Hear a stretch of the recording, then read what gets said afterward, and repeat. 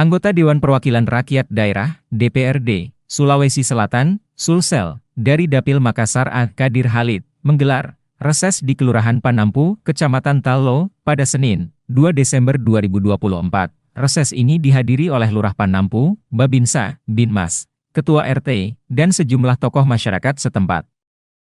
Dalam kesempatan tersebut, masyarakat mengungkapkan berbagai aspirasi, di antaranya masalah air bersih, banjir, penerangan lorong, dan kemacetan di Pasar Panampu. Menanggapi keluhan aspirasi masyarakat, Kadir Halid berjanji akan menyampaikan aspirasi warga Panampu terkait masalah air PDAM kepada Wali Kota terpilih, Munafri Arifudin, API.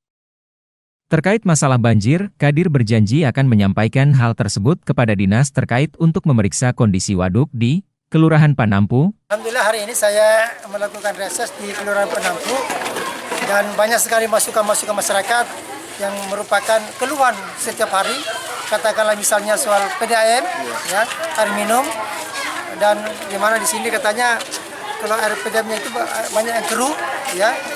Kemudian kalau hujan banjir selokannya juga ini masih perlu diperbaiki.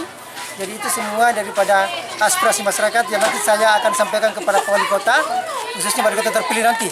Mudah-mudahan nanti Pak Api, nanti setelah dilantik saya akan ketemu khusus untuk bagaimana menyampaikan daripada aspirasi dari warga Kelurahan Panampu ini.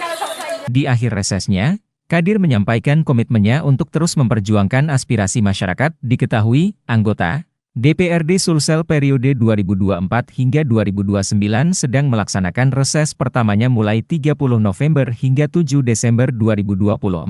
Heru Fajar TV Fajar Radio melaporkan.